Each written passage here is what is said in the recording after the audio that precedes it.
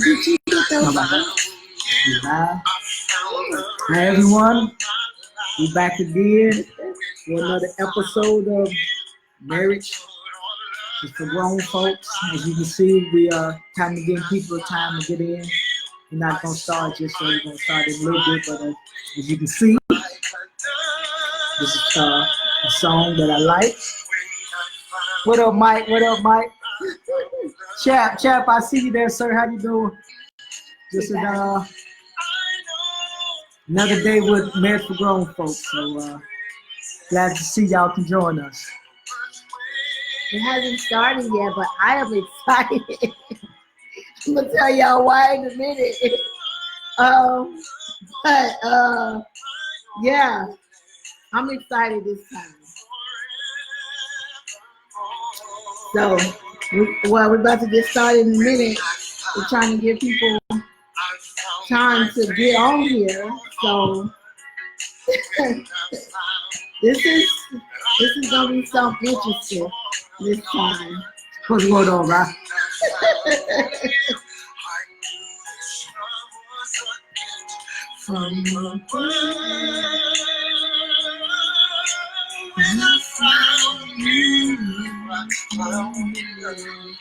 Giving people time to get on here.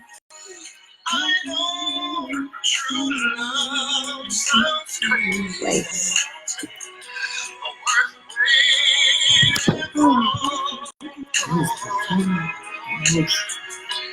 Just giving a few more people a chance to get in. We're gonna get started. Think y'all be blessed by this. I think y'all gonna be blessed too. I'm excited.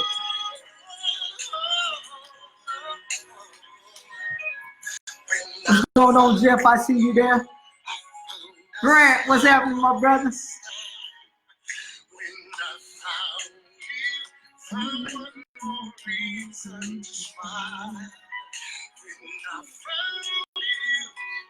Rhonda. I see you there, cuz. I see you there, Chrissy. Hey guys. I guess we had to go on a little bit earlier, and I will explain that in just a moment why we went on a little bit earlier. Oh, jeez. You look like your sister. I know you look just like Jody. When you was looking down, you looked just like Jody on Well, that. hopefully she get on here.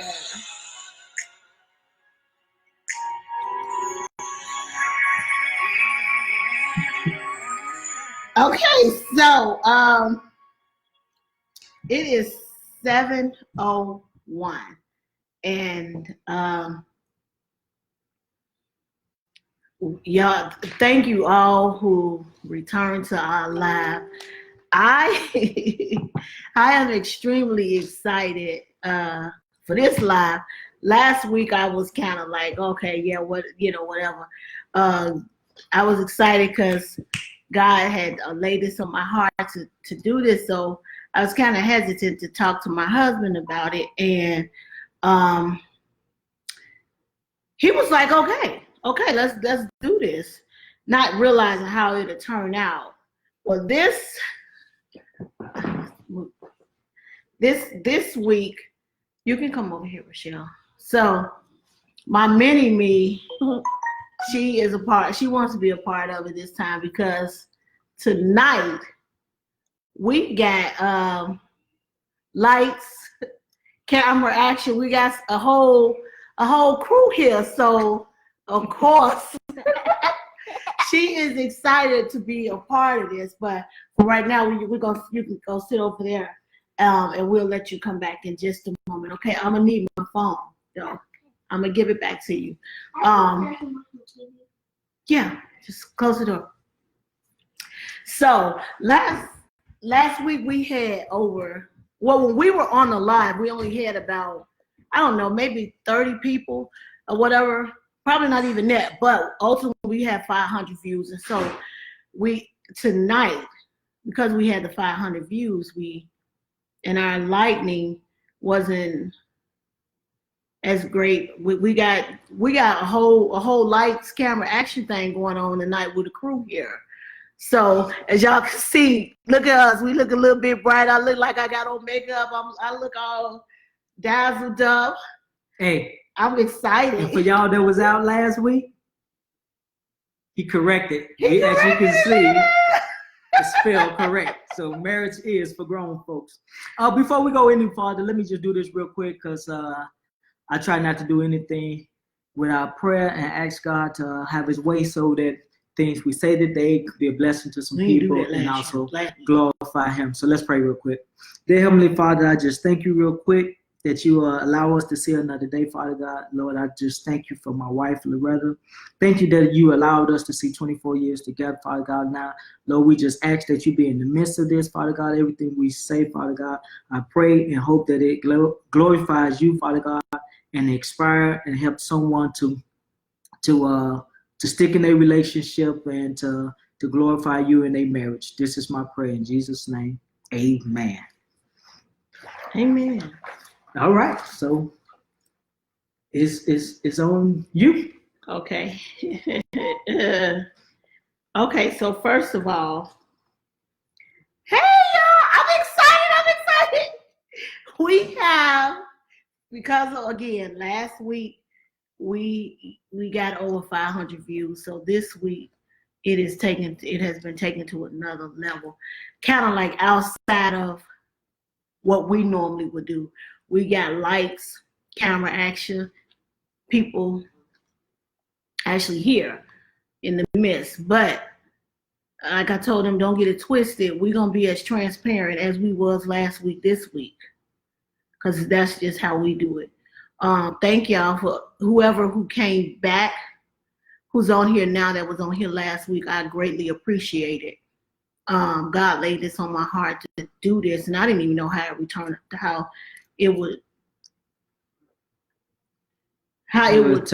out, because we're not perfect. We got some serious issues. Well, we got issues that every married couple have. Maybe a little bit more. I'm gonna take this out. Maybe a little bit more than what some other couples have, or maybe a little bit less. But hey, we're gonna tell y'all what we learned in this 24 years of marriage. And we're going to go over some of the questions that we missed last week and some that was given to us this week. All right. One thing we do want to say, we are not marriage counselors. Right. So all, the info or anything we say is just from the experience that we had in our 24 years of being married. So that's what we're going to give y'all. But we have learned some tools. We have learned some things that helped us in our marriage and help enhance our marriage. So we're not marriage counselors. Marriage counselors. But we do want y'all to know that God has graced us and God has done some things in our life that we believe that we can just share. And if we can encourage one couple or inspire one couple to stick in there and glorify God in your marriage, I believe we will have accomplished what God asks us to do. So we did have a question from last week. So this question right here, we're going to use as an icebreaker. Oh, yeah. As an icebreaker. So the question was asked is this: name a song, one or two, that reminds you of your spouse and why. I'm going to let my wife go first on that. You don't want to go first. You got yours on your phone, right? You have to go to YouTube. You don't have to necessarily play it. Okay. Okay. So, one of the songs that remind me of Robert is her name is Monica. She's a R&B singer, Monica. She sing one of her songs, "Why I Love You So Much." I don't know if y'all know that song. Baby, this just why I love you so much. Well, that song remind me of my husband, because before the children, my husband used to give me whatever I asked him for. He would give me the world if he had it. Like Luther Vandross would say, if this world were mine, I will place at your feet all that I own. Yeah. That's my husband used to be that for me. To a certain extent, he can in the count, is it the count, the in the correct way of it as it regards to finances and stuff. Now he just can't just go off and just give me whatever I want. Now, plus we got 4 kids. Yeah, we still got 4. 2 of them not living here, but they grown, they of age, but we still do for them. They can still hit the pockets. Yeah, they still hit the pockets at time, right? And we got a 7-year-old and a 14-year-old. So, but I mean, that song still reminds me of my husband. And it also says, and when your boys come around, you're not disrespecting me and not trying to be Mr. Wanna Be Hard. That's never been my husband. I don't know if because no, it ain't got nothing to do with that's the type of female I am. That's the type of dude he is. I've never seen him. Well, in high school, you know, but we was young. This was before we started dating. But I'm talking about as far as me. He's never been disrespectful to me. Have you ever seen me disrespectful? Well, you remember when in high school when you called, she friends with us. I'm not gonna say her name, but you called what's her name dirty? I don't remember that. I remember we was on the school bus coming from a field trip, and he told her to go sit her dirty behind down. Anyway, but that's one of the times when I see me, I guess, to be out of line with a female. And my husband was a player back then, but you know, it is what it is. No. I was not a player. No, that I okay. I'm not gonna go there. Oh, I'm sorry. No, he wasn't a player. I'm sorry. I take that back. No, he's not a player. And then Jonathan, I can't remember his name, but he sings this song. It's called Forever Is a Long Time. That's how long I love you. It's actually a gospel song. And the singer is actually singing to God. But the words, you can use it towards your spouse and or towards God as well. And for me, that reminds me of my husband as well, because forever is a long time. But that's how long I love my husband. So I got a couple of songs. So I'm gonna say the first song. I think most of y'all know this song by Troop. You know, Thinking of You. Oh, yeah. All I do is think of you, day and night. That's all I do. You know, so that you know, I mean, the song is like perfect. You know, I can't wait to get to school each day to see you pass my way. You know, and then so that song did so much. I believe one time when I was in boot camp, I actually wrote that song out to her, you know, and just I changed the words a little bit to kind of fit us because we was married, but I was just talking, you know, can't wait to get home, you know, in 3 days, something like that, something to that effect or whatever. But All I Do Is Think of You is one of the songs that I definitely every time I hear it just made me think of my wife. Another song is by a gospel artist, Lecrae, and it's called Special.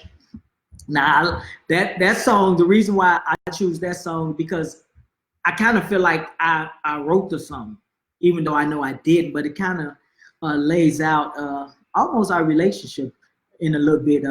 It starts off saying, I prayed for a 10, but I found the one.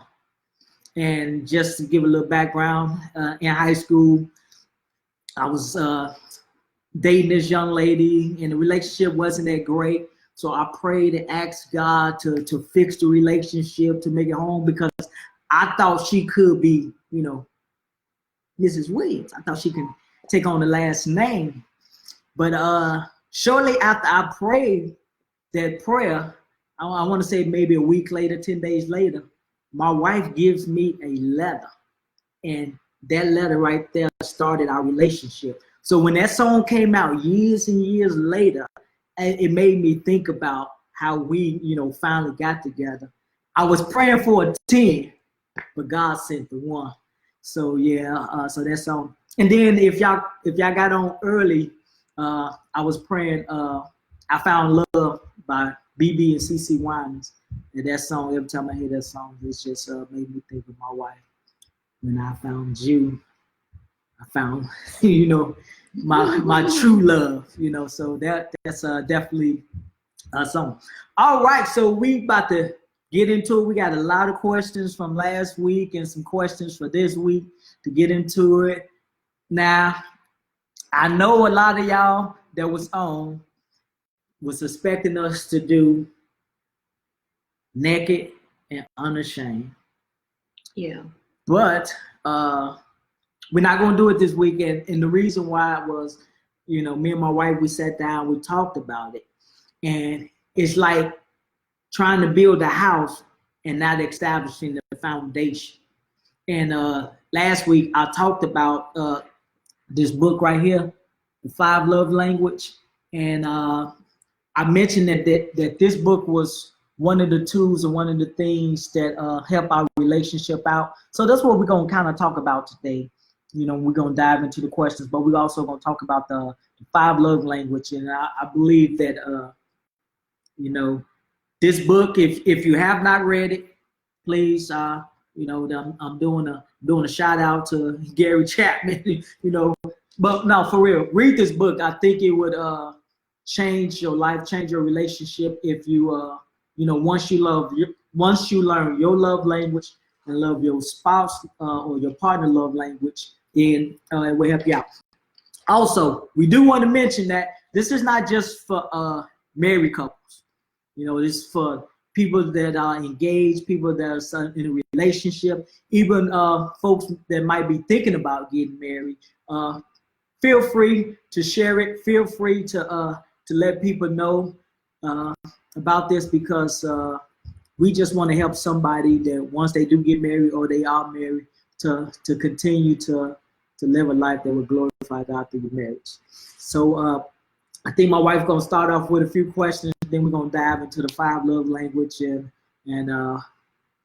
pray this bless you. So okay, so we're gonna back up a little bit with the 5 love languages. Yeah, we did say last week that we was gonna do Naked and Unashamed, and we actually have that book too. However, from looking at a lot of the questions that were sent to us, a lot of these questions could be answered if we knew our spouse, if we first knew our love language. Because some of us don't know our love language. Some of us have never even read this book or even taken this quiz. And had me and my husband had this book before we got married, or even early on in our marriage. A lot of the problems that we face to this day, still now in our marriage and in the past, we wouldn't have had to face these. And knowing your love language, how can you possibly love somebody, give your all to somebody if you don't even know why you react the way you react, or why you love the way you love, as it pertains to love, to having love, and to being love and showing love, if that makes any sense. So knowing your love language and knowing why you respond the way you do, and why you expect people to respond in turn to your actions, knowing your love language will help you understand that a lot. So yeah, we're gonna go into some of these questions. Before I do, I'm just reading. But I was reading. The book is made by Gary Chapman. Person asked who wrote the book. Is made by Gary Chapman. Gary Chapman got a lot of good information on marriage. A lot of information on marriage. I'm excited for these people sitting in front of me. I'm an actress, so when you get me in front of a camera, lights, action, and yes, I know how to do camera etiquette. I don't mean to interrupt you, Jody. If you watching, I kid you not. When I looked, I thought I was sitting next to you. You're looking like your sister right now. You're looking just like Jody right now. Maybe it's this camera. I'm all excited about this. Y'all looking at. Let me tell y'all something. So last week we got all these views and stuff. So we had people reach out to us. Hey, they gonna film it. We got the whole shebang here. We got us a crew, and I'm excited about this thing. So y'all, I'm gonna be a little bit, as he called, a little bit overbearing tonight. But it's okay. It's okay. It's okay. So we're gonna go with the first question from. We're gonna go from questions from last week up to this week. First one from last week was pitfalls in marriage, and what do what to do when you hit them. I mean, this question here was, for me, was a little vague. But I mean, only thing I could say is, depending on what that pitfall is, you got to get some help in it, or you gonna keep running into that same, whatever that pitfall is. You're gonna keep running into it if you don't get no closure to it, or get any get answers for it. You're gonna keep running into that. Well, like you said, this is kind of a vague question because it's not necessarily category or asking what pitfalls. Like if they ask, what were some of the pitfalls that y'all ran into in y'all marriage? So we would say finances is one of the pitfalls that we ran into in our marriage, not seeing eye to eye on finances. So that can be a pitfall in the marriage. And what to do when you hit them, like she said, you're gonna have to face it. So you can't run from certain things, that certain situations you run into your marriage. If you expect to stay married, and to be successful, you're gonna have to deal with those pitfalls. You can't, sweep it under the rug and think it'll go away. It may resolve. I mean, it would never resolve. It may seem like everything is all right, but as time goes on, it can be 2-3 years down the line, y'all find yourself, in a situation, and that pitfall that you didn't deal with those 2 years ago will come back, and now all it did was just compound and it make things worse. So one of the ways to deal with pitfalls, you have to talk. You gotta talk them out. So you have to communicate. I think it's the key, because if you don't communicate, like this one thing my wife has taught me. Well, don't you? If I'm trying to, I don't want to say it the way she said, but she had taught me pretty much, if I do something you don't like, tell me right then and there. Don't wait days and days later. Just tell me right then and there. So if something is happening, or because sometimes your spouse can do something unknowingly, knowing that it hurted you. So if that happened, just tell them, hey honey, I didn't like that. When you said this, it made me feel like this. It made me feel like that. And that way you can talk about it. So that way you can deal with those pitfalls that come. So communication, I would say, it would be the key of, tackling those pitfalls. I told him that, and I tell anybody that, because of this, if I do something to you, or if somebody does something to you and it offends you, if you say something to them right then and there, a lot of times that thing that they did can get resolved right there. And sometimes we could have took it the wrong way. And it may not even be the way we're perceiving it. It may not even be what they meant. So if you tackle it and deal with the issue right then and there, I'm not saying as soon as they do it, you blah, blah, blah, you blow off the handle and start going off. That's what will happen if you continue to let it happen. You're going to blow up one day and they're going to be looking at you like, what? I've done this before and you ain't said nothing. So why all of a sudden you got an attitude about it now? I didn't like it the last time you did it. Well, why you didn't say nothing the last time I did it? So tackling confrontations in a healthy manner is to confront it right then and there as soon as it happens, so that it won't happen again. Okay. This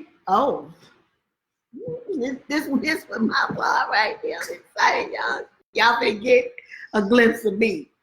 Being married to a minister, how is it? Being married to an actress, how is it? It has been married to a minister first. So. Okay, so being married to a minister, I'm gonna be honest with y'all. I didn't grow up in the church. Newsflash. I did not grow up in church. If somebody would have told me ahead of time that I was going to be married to a minister, I probably would have missed out on my blessing, because guess what? That wasn't my plan to be married. To be married to a minister. Hold on, I understand, but my part. But let me just say this. First of all, neither one of us knew. Right. Because it was not, God knows if it was up to me, I wouldn't be a minister. So if that was one of the questions she asked me before we got married, I would have told her, you ain't got no problem there, baby. Because I don't think I'm called to be a minister. The lifestyle we was living. No. But being married to a minister now, now that I'm married and I've accepted it, it's honestly not as bad as I thought it would be. Because for one, I'm a child of God too, whether my husband a minister or not. I have a personal relationship with the Lord for myself. I know him personally for myself, and he knows me. So now for me being married to a minister, it's not, don't do that. Don't. It's not hard at all. I guess the hardest part would be, ministers are called to a higher standard. And I will say this, when he preaches,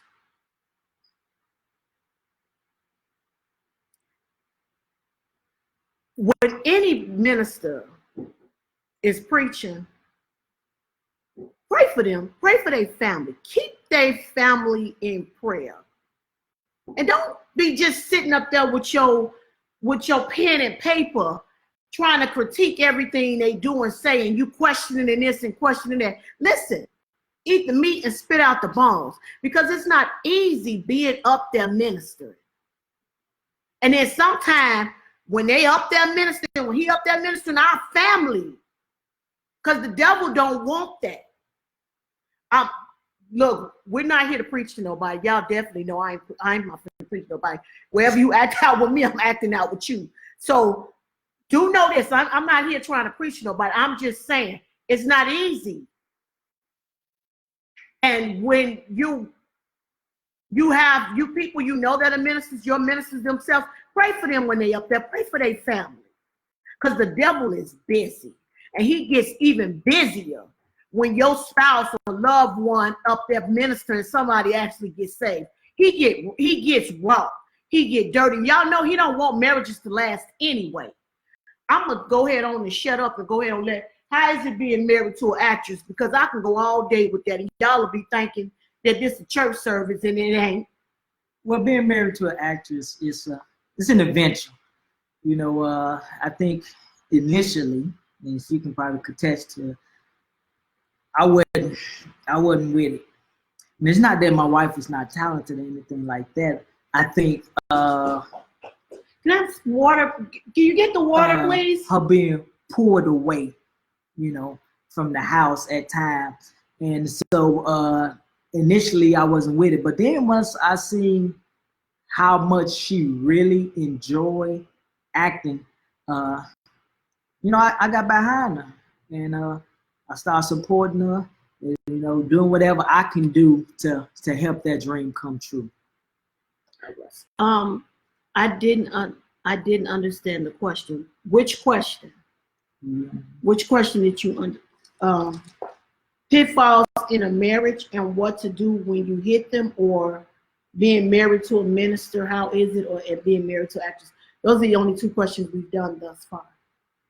So put that one in there, and hopefully we can explain it. All right, this question said, do you believe in a stay-at-home dad and the mom working? So in other words, the dad being at home while the mother works.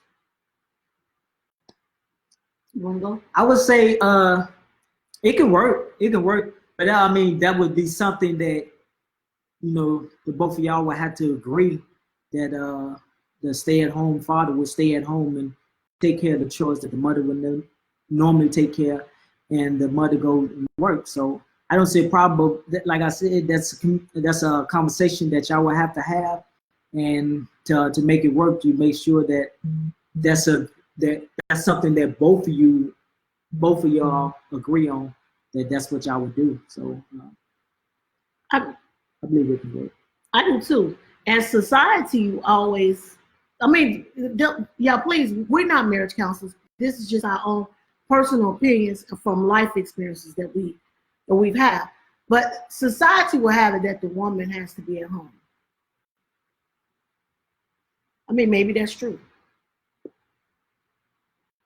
However, if it's more easier and more convenient for the woman to work, then hey, why not let her work and the dad be at home? As long as the dad is doing what he has to do, and men can take care of babies just as well as moms can. So I don't see nothing at all wrong with that. I don't. The second one is, do you think it matters who brings the most money home? Nah.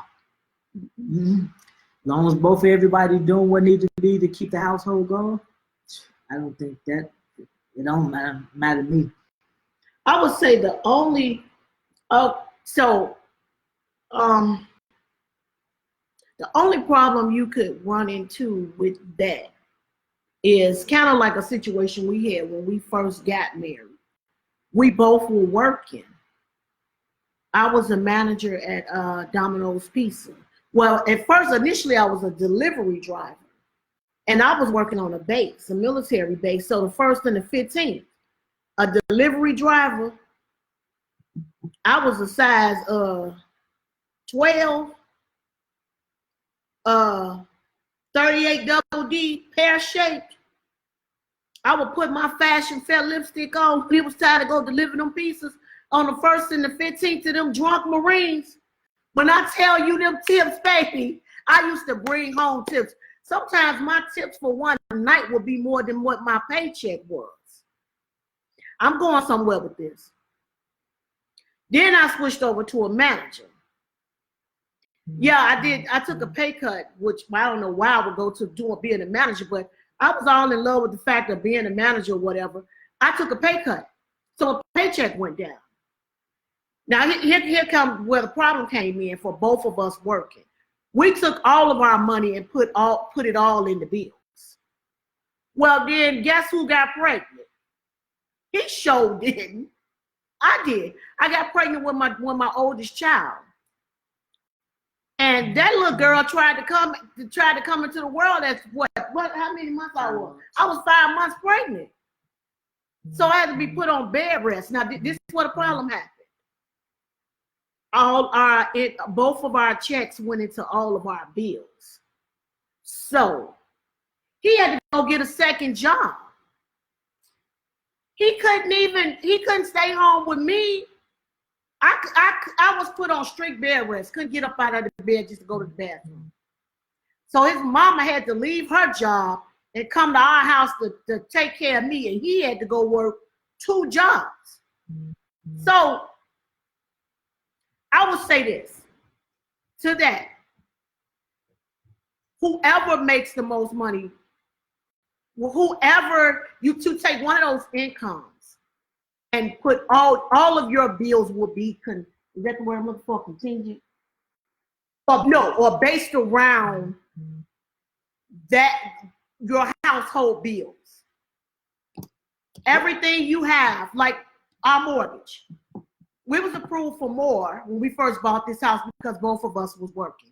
But we got a house based off of what he can afford to pay. Because as you can see right now, I'm not working. I was a school teacher. Yeah, you trying to come early, Romney. Yeah, she sure did. You messed up everything for us, Romney. You trying to get out early. I was making them dollars. But basically, what my wife is just saying is, we basically just made our income on one person. No matter if the other person was working or not, we just did everything on that one income. So if the other person ever stopped working, we can still function and without sending the other spouse into a frenzy of trying to figure out how they're gonna pay all this bill. So if you design where the income of whoever y'all decide, the man or the woman, that their income is the main income for the household, then when the other person work, it's just extras that y'all can use for whatever y'all want to do, but it's not based on the income to take care of the household. So when my wife got pregnant the next time, I didn't have to worry about it because all the household income was built under my income. So we managed it. Like right now, we're in a crisis. We're in the middle of a pandemic. Guess who ain't working? Me. Guess who bills are not going unpaid? Mine. His ain't either. Our house mortgage, light, water, all these camera folks we got, our lights still gonna be up and running. And we're not gonna miss a beat. All right. Let's move on. Okay. Yeah, I'll go on and on. Yeah. Is it okay for the woman to be the head of the house or the finances? Yes. Whoever is good in finance, I believe that's who should be the head of the finance. It doesn't matter if it's the man or the woman. Whoever is the better manager. Who's gonna make sure that them lights stay on? That's who should be the head of the finance, because I think that's just the most wise thing. And if it's the wife or the woman, hey, there you have it. All right, so this question here: if your mate don't like your hair or something about you, should you change it or that thing they dislike? That's a loaded question, especially if you're dealing with hair. I'll put it like this: if your mate has something that your other mate don't like, does something, and they know it, it should be something that y'all discuss. Because obviously, if it's doing damaging to the relationship, then it's something that needs to be addressed. Now, this hair thing, I'm gonna pass on to my wife because we did have a little, I won't say an incident, but my wife used to get that cream crack, as they call it. So she used to have a perm, and I liked it to see my wife with her hair straightened, permed out, and all. With the bob and all that. Fried, dyed, and laid to the side. And my wife decided that she was gonna go natural. And the way I did, let me tell y'all how I did it. Because we only been on here 38 minutes, so I can afford to talk a little tape. So I had long, pretty hair. My hair was long and it was pretty. Well, getting older and medical stuff or whatever, my hair had started to thin out. So I started keeping it in braids. And when I would take my braids out, I would perm my hair, and I was noticing that that wasn't working. My hair was falling out. So I stopped perming my hair. Did I consult with my husband? No, I did not. Hey, we ain't perfect here, right? We being transparent. I'm being honest. I'm not gonna sit up here and lie and sugarcoat it. No, I did not consult with my husband. I stopped perming my hair. I felt that was best for me. My hair was thinning out. I was about to be bald-headed. Well, I was bald-headed. If you ask me, you go for having, come on, anybody in here on my family or that's in my family or my friends that know me in the past, you always know my hair have always been real thick and pretty. Well, that wasn't the case no more. So I stopped perming and I went natural. And one day, when I would take my braids out, I would cut my perm out. I cut a little bit at a time. One day I got out of the shower and I just had little pieces of perm all over my head. So I cut all the perm out my head. I had a baby afro. I did, yes, I did. And I went to I called my husband. I said, you coming to the house before you go to church? He said, no. So y'all know what I did, right? I wait a minute, what? On camera, people.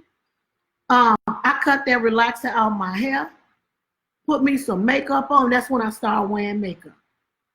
Put me some makeup on, baby, and strutted my respective stuff up there to that church with my bald headed self. And I knew who wasn't gonna like it. Him, but who liked it? I did. Was it right? No. Was I doing what I felt was best for me? Yep. Even now, I decided, you know what? I'm tired of paying people to braid my hair. I'm tired of dealing with this natural hair, because having natural hair it ain't easy. And plus getting all these sew-ins and glue-ins and all that, so that stuff, that's another subject. So I decided to lock my hair. You want to take over from here with my lock in my hair? I'm gonna just end it because I wasn't happy when she went natural, and she thought I had a problem with it, but I didn't have a problem with it because I like naturally look, but it gotta look like something. I just can't go with the nappy look. It has to look like something, you know. And that's what I wanted my wife to see. Now, I wasn't too keen about the locks, but I knew that's something she wanted to do, so I didn't discourage her. She got them, and you know, when they first came out, you know, it is what it is. But I enjoy it, so that's on that. Where we gonna go to the next? So did we answer your question? I guess I will say, Well, if it's not Text hindering your relationship or causing any harm or damage to either of you, and it's for the better of that spouse, like in terms like with hair, it was better for me to go natural. He didn't like it. Well, he didn't like the nappy look, but it was better for my hair to go natural. So that's what I did. Was it the right thing to do? Knowing my husband didn't like that, I'm not saying that was, and I'm not suggesting that you do that, but I did what was best for my hair. I just consult, just talk about it. You got to have that conversation, and I think that would alleviate a lot of headache. Have a conversation, talk about it, and explain. This is the reason why I'm doing it. This is the purpose behind it, and this is why I need to do it. So, changing your hair, and like I said, if it's a habit that you do that's not good for you or your spouse, change. Yeah, change. All right. I don't know where we go from here. We have this one, so I guess you want to answer. Okay, have you ever needed to go to marriage counseling? And would you recommend? Yes, we've been to marriage counseling. Yes. I would recommend counseling, even if you don't need it. It can help enhance the marriage, you know, to make it better. You know, you ever heard the saying, pray for the rain while it's raining? So, yeah. We needed marriage counseling. We went quite a few times, right? Yeah. We went quite a few times. Yeah, we it's probably about time to go again, because most people think that going to marriage counseling, something got to be wrong. No, you go before something happens. Now, being married to him for 24, just being in a relationship with him, period, for the length of time, I know he would say the same thing. You gonna need counseling. Being in the marriage period, you gonna need counseling. So yes, go. What we recommended, yes, go. And if somebody say, "Oh, you go because something wrong," no, they don't know what they're talking about. You go so that something won't happen, and I mean that you can't control or that you can't handle. And sometimes it's good to have that neutral person that y'all both can speak to, that can speak to the situation. So yes, I highly recommend. If you need marriage counseling, go. And if you don't, still go. There's nothing wrong. And because you hear counseling, you think it's something wrong. But like giving a shout out to the push class. Like we do a push class. It's not marital counseling, but it's tools and stuff. We help teach people in relationship how to communicate and does stuff to help enhance their relationship. So that could be another form of counseling. You know, in the military, you got good counseling and you got bad counseling shit. you want the good stuff. So it's nothing wrong with having marital counseling. They said, what do you do when when you mature and your husband/wife has not matured? Pray. Yeah, pray. And I mean, it did. And then I mean that you gotta also know that you're different. So because you're different, don't mean your spouse is not mature because they don't do something the way you do it, or you don't do something the way they do it. You know, so we have learned that being different can cause friction. And it's how to deal with those differences would make the relationship stronger. Because the things I'm lacking in, she's strong. The things she's lacking in, I'm strong in. That's what helped balance us out. So, but if you just happen to have a partner that just have not matured yet, you know, you're still waiting on them to get the simple things. Just continue to pray for them. Continue to pray for them, and whatever you can do to lighten the load in that area, you know, you might want to do it. Don't always. I know this might sound a negative, you know, especially when women hear. Don't nag him about it if it's a him, or don't nag her about it. You know, find ways to build them up in that. So whatever way you can come along in the system of them getting stronger in that area, I would say do that. Everybody's maturity level is different. And by nature, women tend to mature faster than men anyway. So, I mean, I would just be patient. Be patient with them and pray. Patient and pray. I think we already hit that. That's like a double question. Oh, wow. Yeah, that one is too. Okay. So, this question was asked last week. It was just kind of asked a little bit different. And I'm going to talk about this book after I read this question. Can you get over infidelity? Now, I read this book titled, well, to answer that question, honestly, yes, it's up to the individual whether or not they want. And I'm not saying get over it. I'm not saying that. But it's up to that individual to whether they want to give the person that has done the cheating. I'm just be honest with you. Are you willing to forgive that cheater, or if you the cheater? If you the cheater, sometimes we can ask God to forgive. Oh, I'm not gonna say that because then I'll be preaching. I don't want to do that. But are you willing to forgive the person that cheated on you? And if you the cheater, is that person willing to forgive you? So can you get over infidelity? Yes, you can. It's up to the individual. Now, I mean, I read this book. Go ahead. What I was going to say is this. One, it's going to be hard. Of course, it's going to be hard because, of course, trust was broken, stuff like that. The key thing in my wife alluded to is forgiveness. And if you're going to forgive the person, what you can't do is continue to bring it up. And you can't hold them hostage to what they have done. So if they cheated on you, you can't hold it like a badge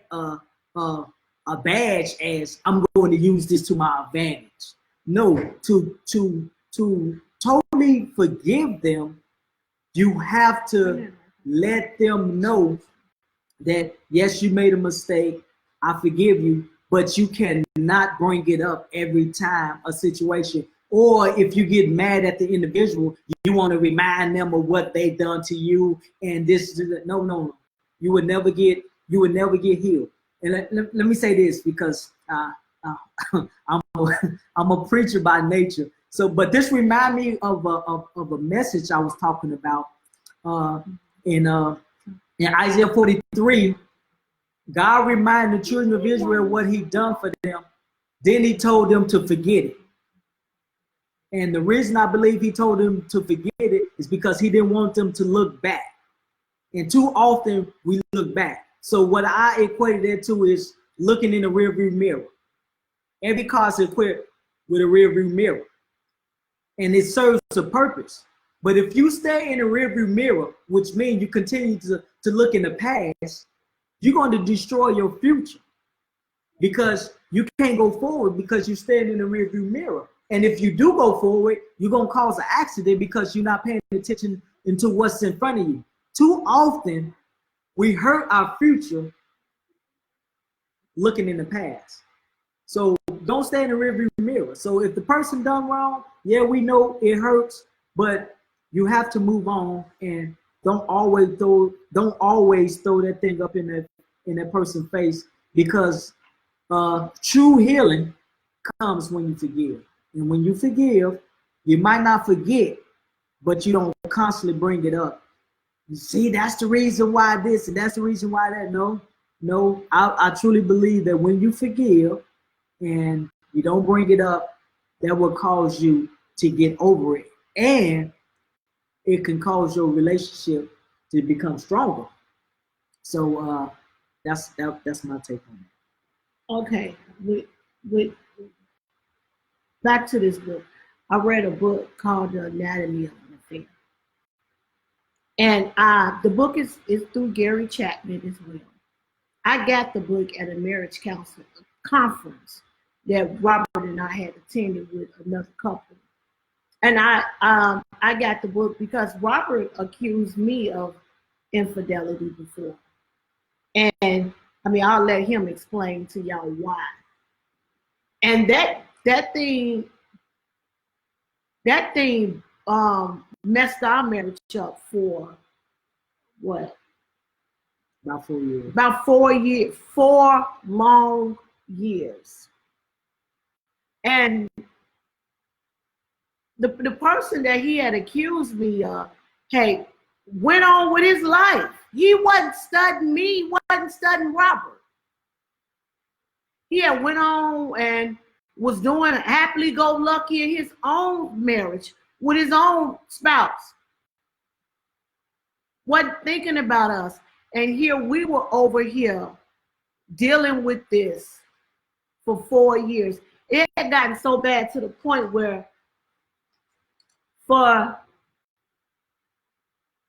after the 4 years was up, I still, because that was a traumatic experience for me.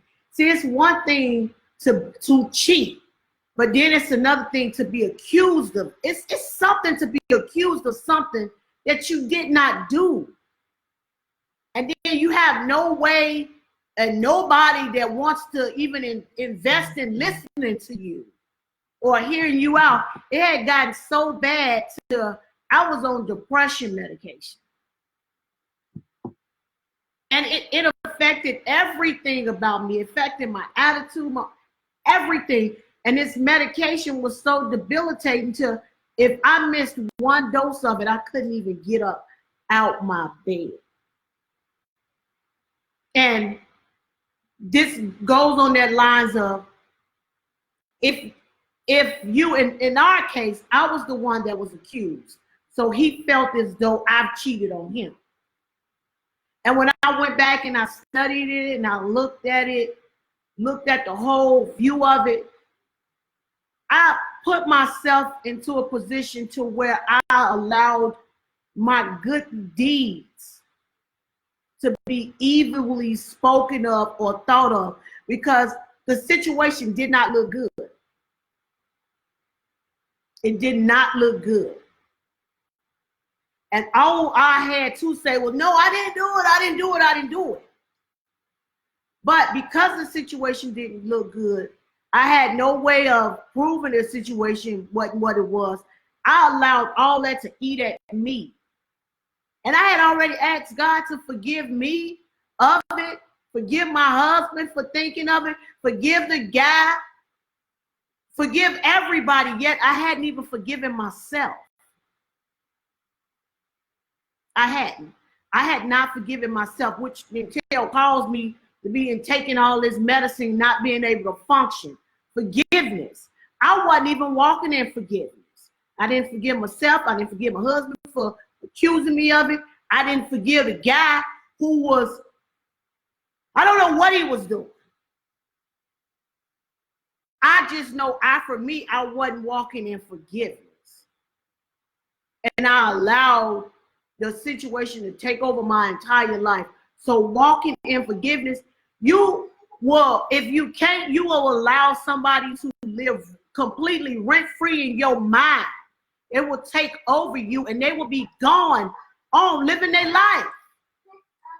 But you yourself will be hostage. They will be holding you hostage in your mind and don't even know it.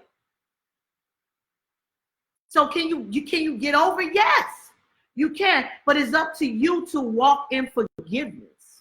Whether you're the one that did it or the one that it was done to. You still have to learn to walk in forgiveness. And if you can't do that, then no, you probably can't get over infidelity. And then at that point, it's up to you to whether or not you're going to choose to stay or you're going to choose to go. But I will tell you this, if you choose to stay, it's going to be hard sleeping with a person that you can't trust and can't forgive. It's hard to sleep with the enemy. But a lot of times in our marriages, it's like we sleeping with the enemy, especially when we walking in unforgiveness. Another question, but I think a good question. A lot of people get some out of that. Oh, the book is called The Anatomy of an Affair by Gary Chapman. Read that book. It'll help you out a whole lot. And if you want to, I'll inbox it to you, the title of the book, because you can buy it off of Amazon. The next question. I answered this question last week. That's kind of, you had 57 minutes. So let's hit this. Yeah. You can hit this. What's the biggest challenge you have had to overcome in your marriage? The biggest challenge me and Robert have had to overcome was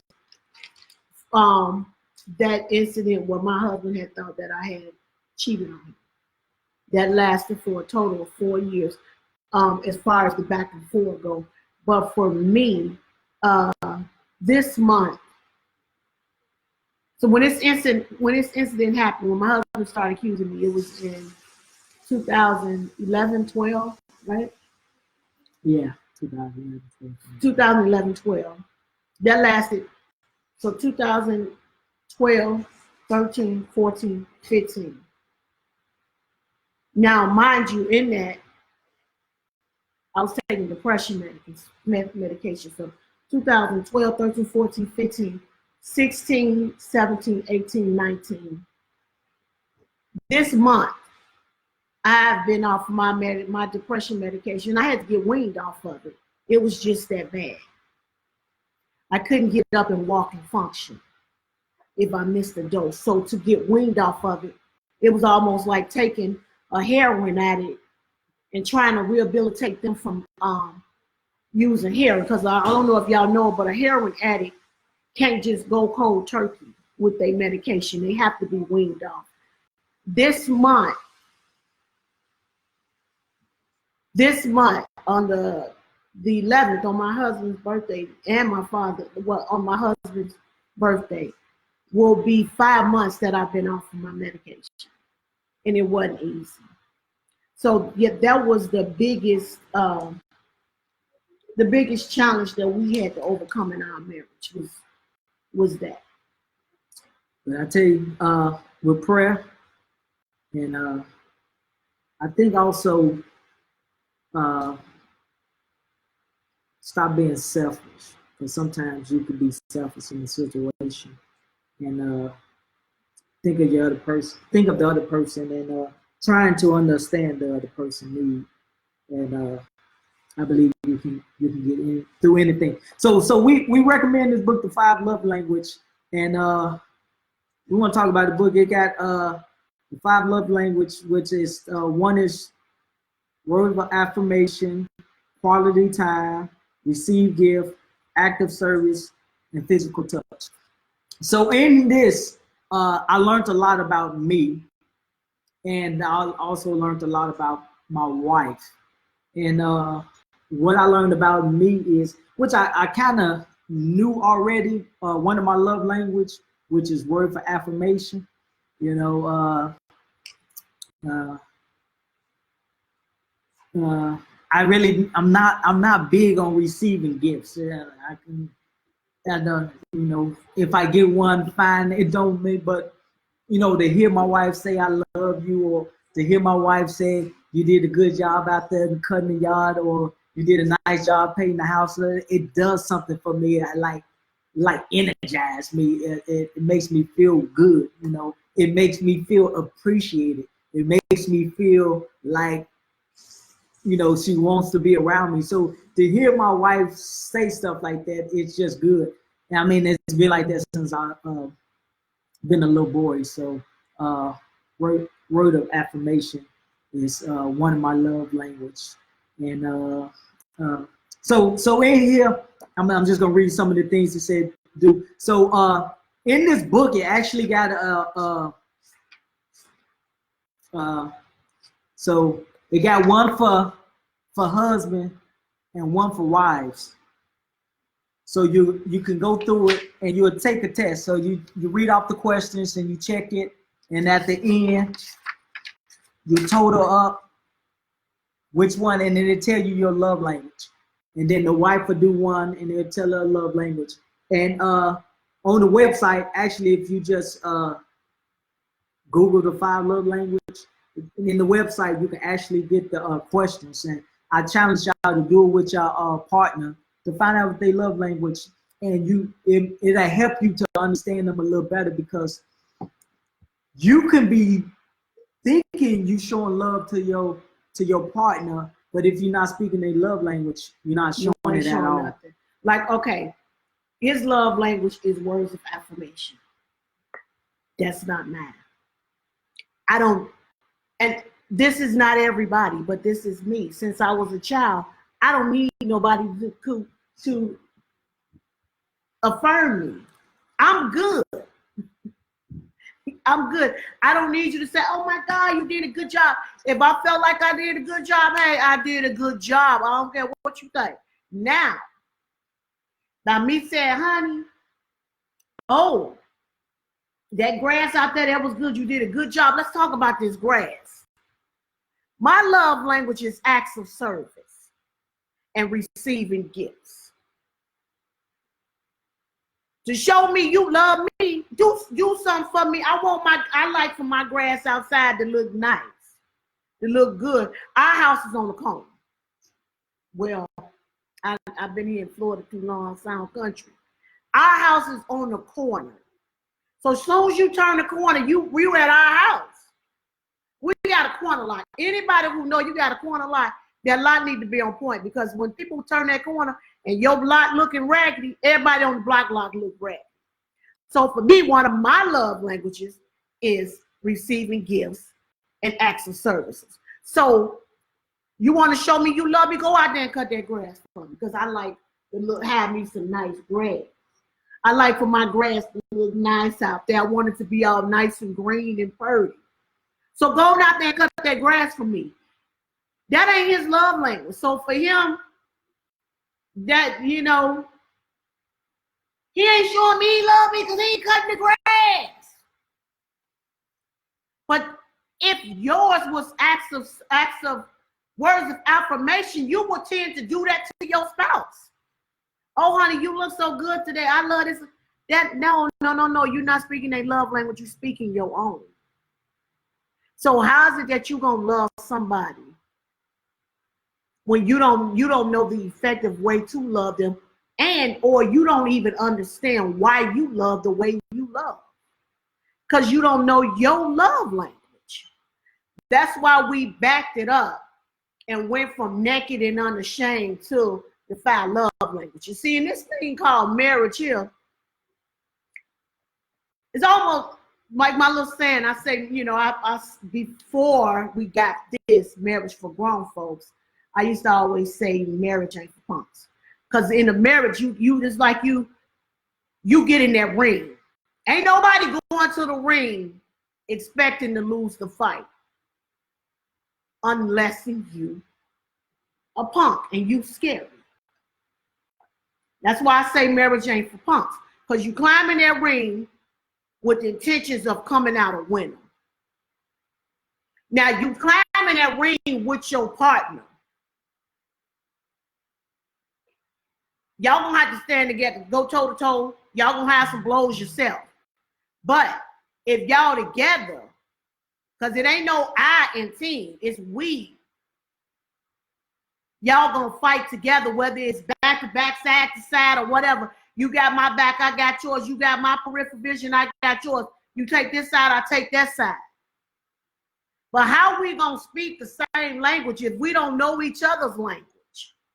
So knowing your spouse's love language,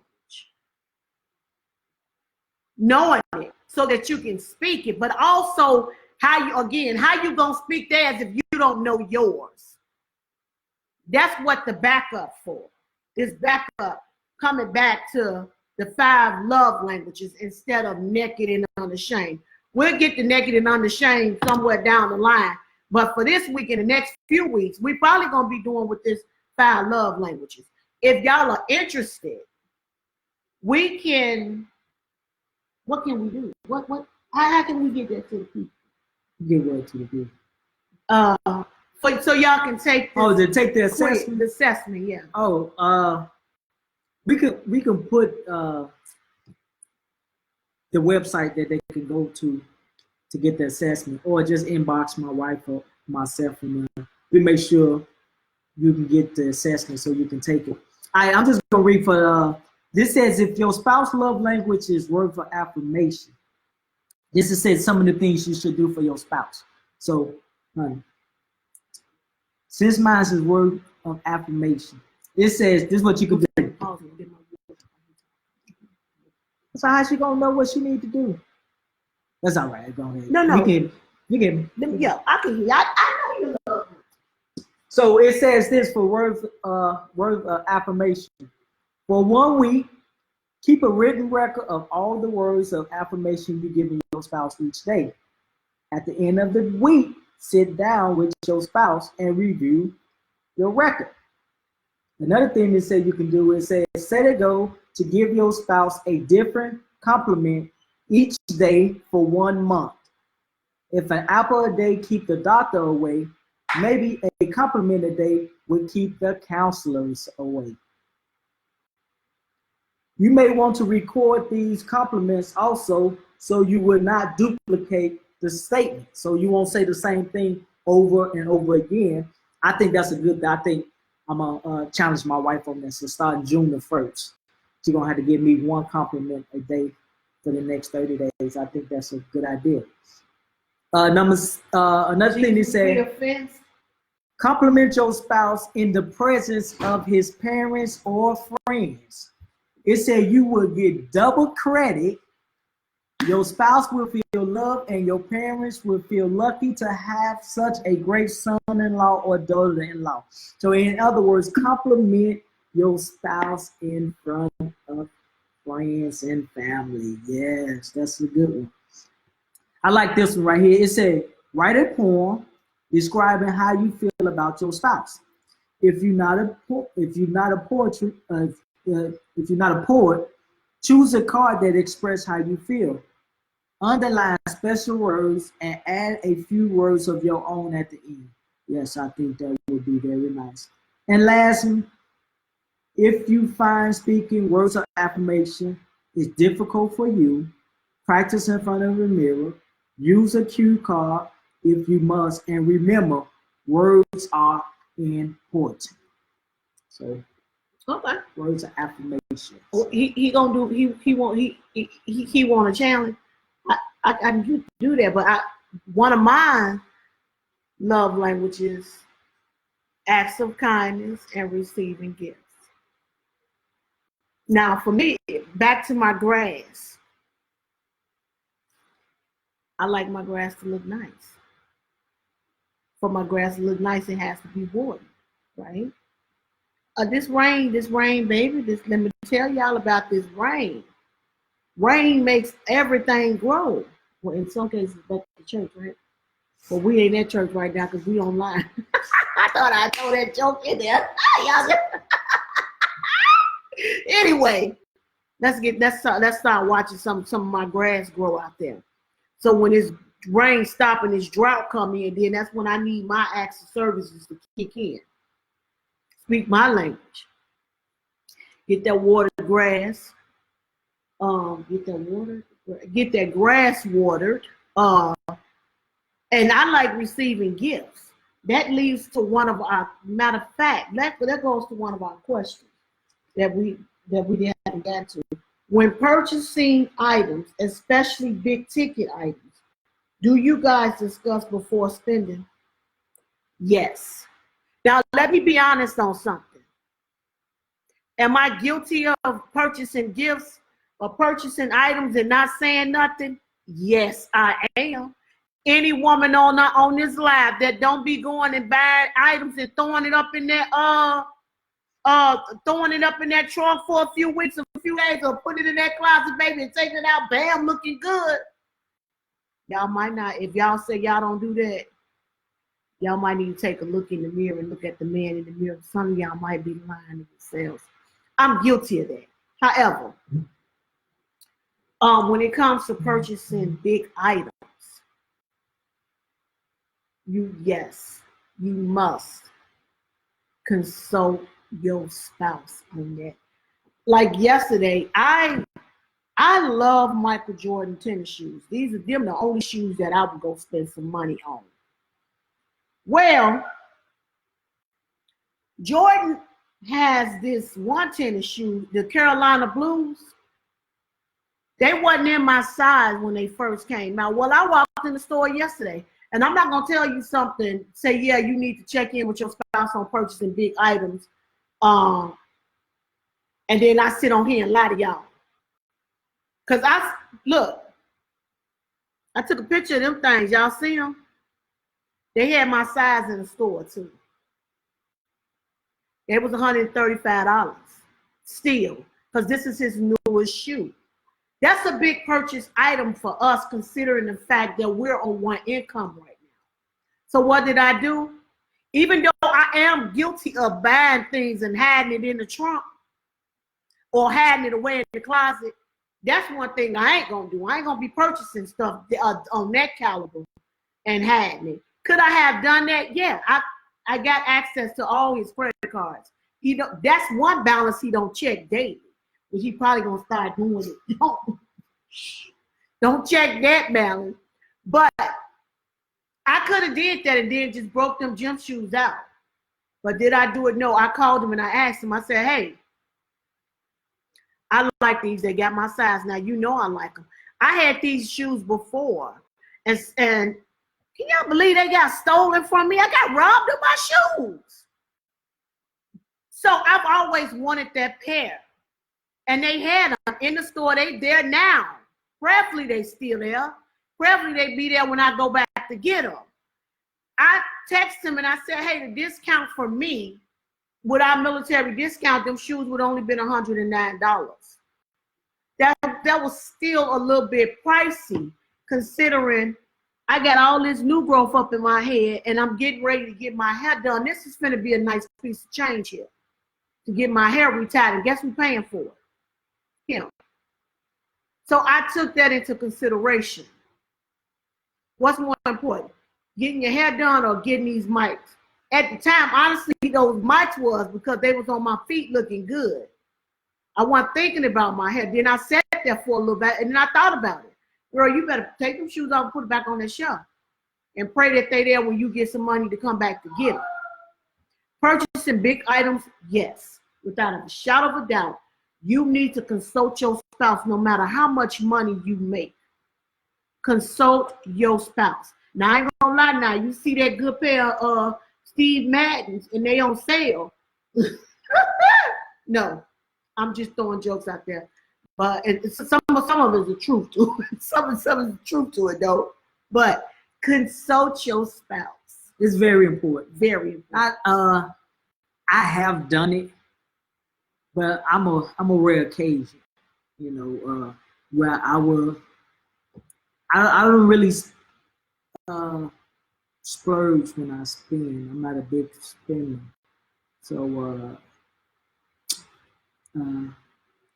I mean, how many times do you think I've like bought something big without consulting you?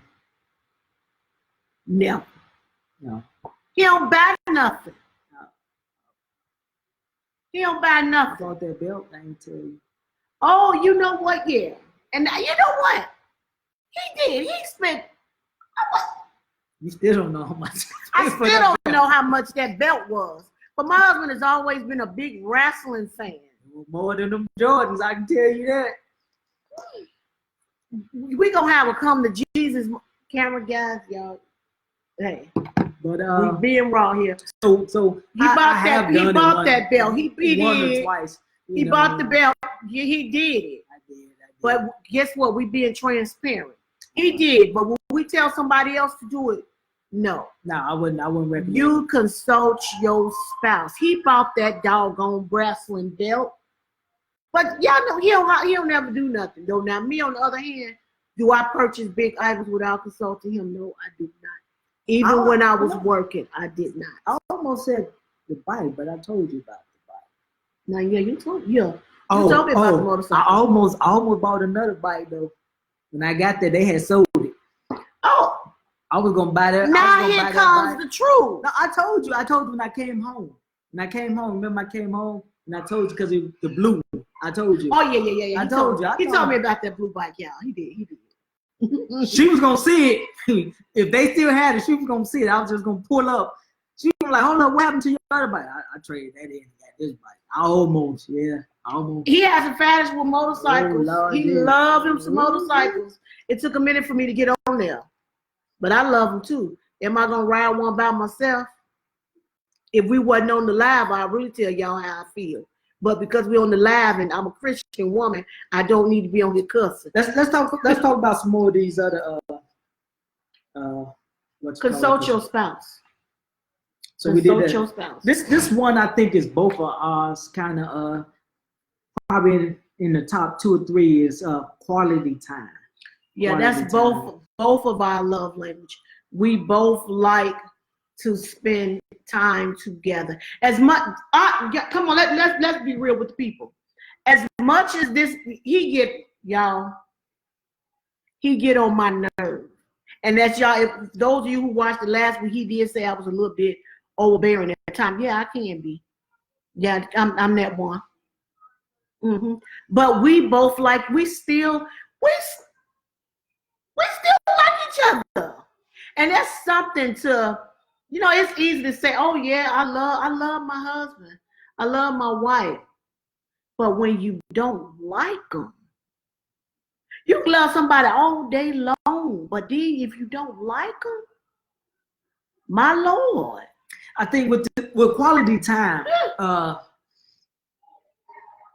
think for us, because we got married, I joined the Navy, we moved away from family.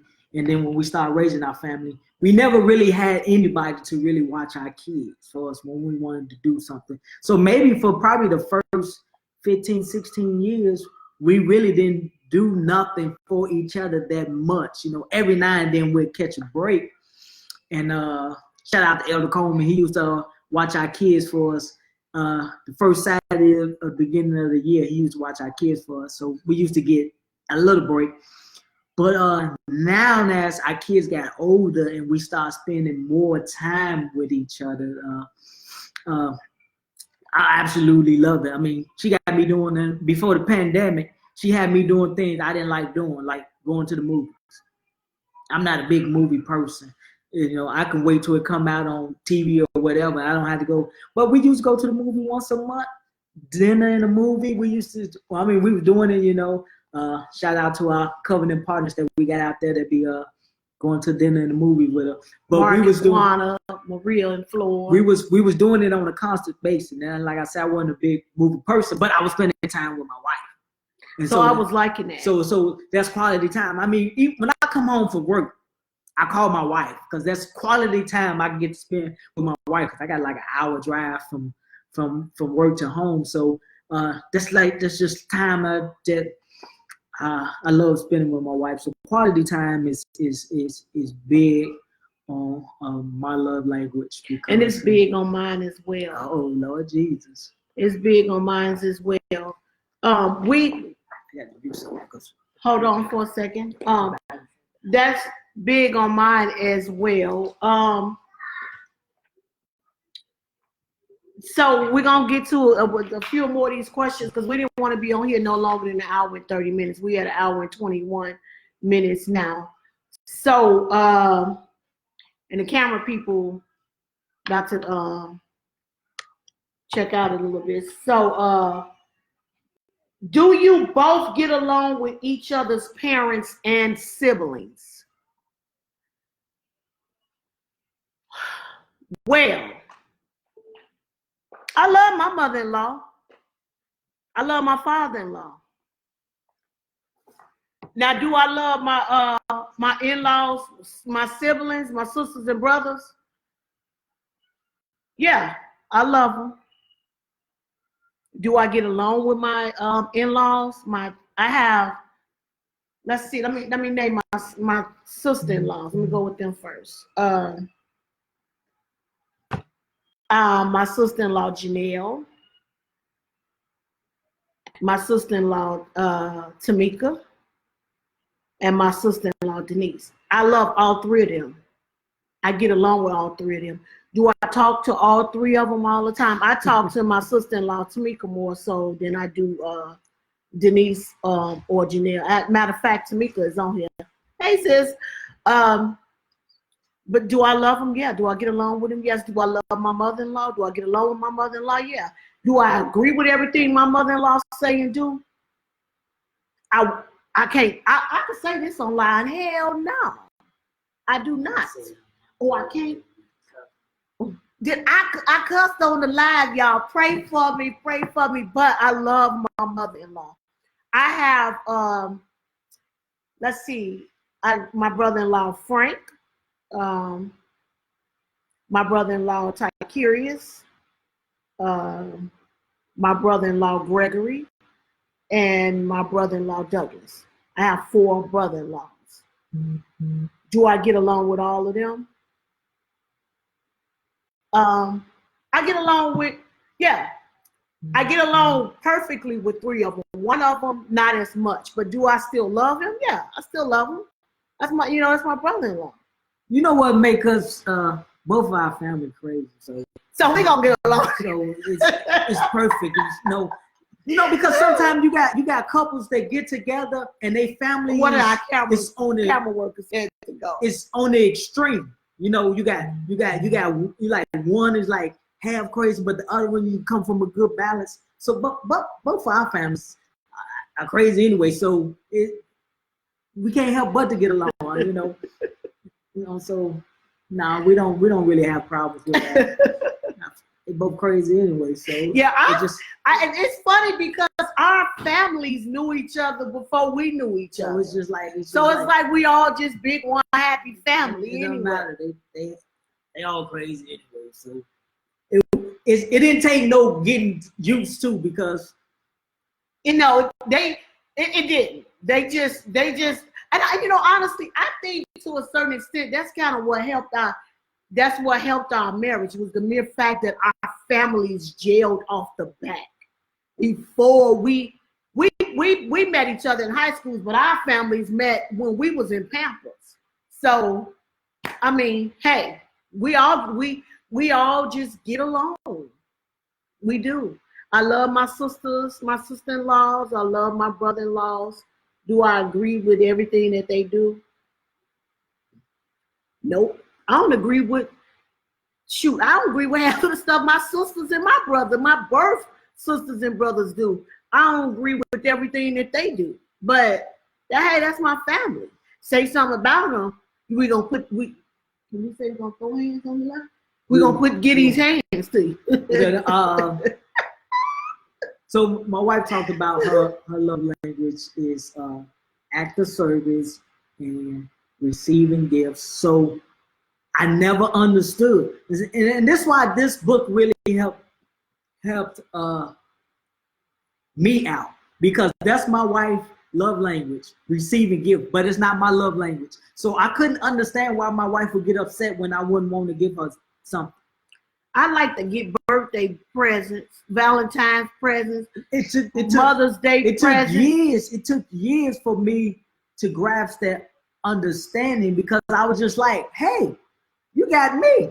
That's all you need. You don't need another gift. I'm all you need. As long as you got me, you should be good. Now, I mean, I ain't gonna lie. That's the way I thought. I figured, hey, we still together. Hey, I still love you. I ain't going nowhere. I'm here. That should be good enough. But I had to learn that my wife likes receiving gifts. So I'm always now doing things, spontaneously to show my wife how much I love her. We went to a bread and breakfast, and then when she came back, I had another surprise here waiting on her when we got back to the house. So he was speaking my language. So I was speaking her love language. He was speaking my language, and I was enjoying every bit of it. So it's important. I think this book is vital into a relationship and helping a relationship stay strong. So learning each other love language. We're gonna go over this again next week. So if y'all can't find this online to take the quiz, we'll post it. That's what we'll do. We'll post this for y'all. We'll post this quiz. No. Send us. We'll send it to you in your inbox, because technically we can't post it because there's copyright. Because it's copyright. It's copyright. But you can. What we could do is we can post a website where you can get it online and print it out. We can do that. We'll do that. Because but we're not finna try to sit here and send this to everybody. If you're interested in knowing your love language and or your spouse's love language, see, you can't take the quiz for your spouse, so your spouse has to do it.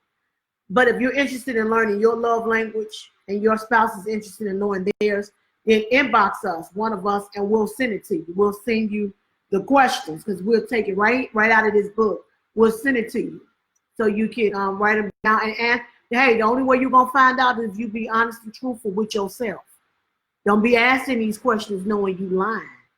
So we'll send it to you, and you can take it so that you can understand why you love the way you love, why your spouse love the way he loves, because you can't speak your love language to somebody else because that ain't theirs. Now, if it is, like in the instance we both like quality time, then perfect. But that ain't everybody's case. And most of the time with couples, their love language is opposite. Opposite, and quality time is not both of our number one love language. My primary love language is word of affirmation. Plus act of service. Mine's is acts of service and receiving those gifts. Like receiving gifts. See, my second one is physical touch. I think that's every man's. Well, no, it's different. Because when it comes to physical touch, it's not always sexual related. Okay, I agree with that. Quality time, and we've been on here an hour and 30 minutes. So it is time for us to get. It's time for us to get off of here. We will be back on here. We've been requested to come back on here and do this thing weekly. Y'all keep us in your prayers, because y'all know the devil. We on here talking about marriage, and we're being transparent with our own marriage. So y'all know the devil finna get real busy and get crunk. So guess what? These knees gonna be praying. If I could lay hands on them, I would, but I can't do that. So we're gonna be praying, and y'all be praying with us and for us. So we would just like to say, we enjoyed it.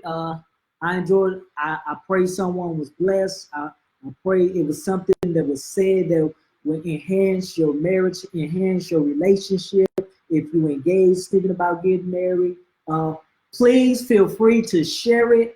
I think whatever. Please share it so that other people can watch it, because that's how we was able to get this camera crew here. And so y'all, please share this video. Go back and get other people to watch it 1,000,000 times. Once again, you don't have to be married. You could be engaged in a relationship, or if you're thinking one day you might get married, just come on, enjoy it. I believe God will truly be blessed by what we're doing. And until next week, remember, marriage is for grown folks. No punks allowed. See y'all later. Thank y'all for being here.